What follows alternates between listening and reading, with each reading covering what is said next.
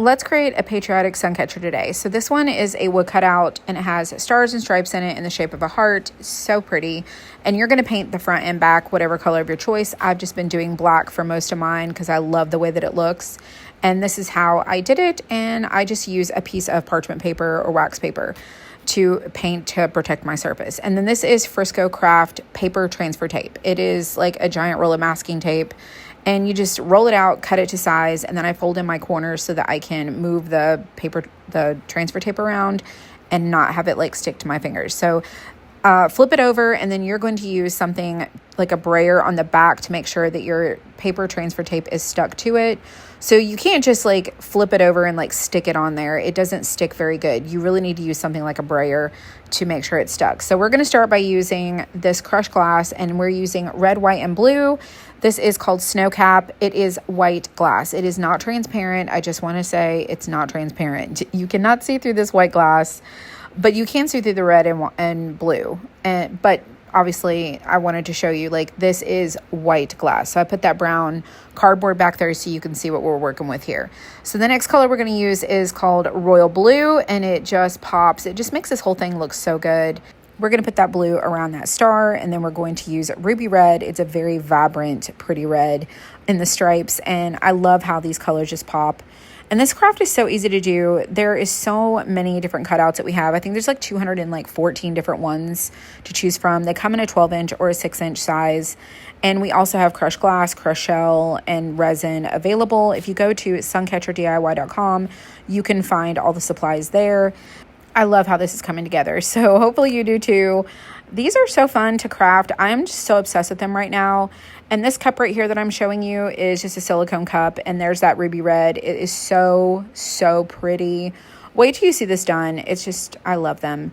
So those are the gloves I use. And this is the KHKD brand of resin. I get it on Amazon. And you're going to use A and B equal parts. I start with B first, and I'm just marking my cup because I really have a hard time seeing because I don't wear my glasses like I'm supposed to, but nevertheless, you should mix equal parts. Try to get it right. You can, see this is how it looks. It's kind of swirly, and I'm going to I didn't speed this up. I kept it real time so you can see how slow I'm mixing this resin.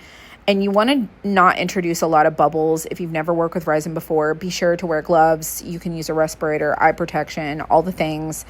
So you're going to mix really slow and scrape your sides and your bottom. And then once you get it to where it's about 2 to 3 minutes of mixing, it's going to turn clear and it's going to be ready to pour into your project. So I did speed it back up, but you want it to be clear and as minimal bubbles as possible. You can add a little bit of heat to warm up your cup if you need to help pop some of those bubbles if you have any. And so I start drizzling in the middle, and I'm going to zoom this in so you can see. So I drizzled over the top, and then the resin's going to level into and around the glass. So it's not going to be dome like that the whole time, but it will level out. And so I start in the middle so that if I have any extra and it goes to the edges, I don't have any like spillover. So cover the whole thing with as much resin as you would like. Just obviously don't overfill it. And if you want to do your wood frame like I do, you will just use like a paintbrush and go around your edges. So I like to just fill it in and then go back and add more resin where I need to. And then at the end, I just let it level and cure overnight for about 12 hours before I pull off that sticky back. And so here's me using that paintbrush to go over the wood cutout lines. I like that look. You might not like that look, but I do.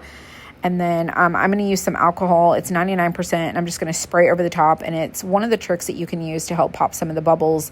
And I do tend to add a little bit of extra. So this is what it looks like curing. It's completely finished and cured. And it's been about 12 hours. And I'm just peeling that back off. And you see how easy it is to do. Very simple. And then I'm going to show you what it looks like outside and how that white gloss looks with the other colors. So again, follow me for more. And if you want to get these supplies, you can get the cutouts, glass, and resin in my shop at suncatcherdiy.com. Thank you so much for watching. I hope you enjoyed this, and thanks again.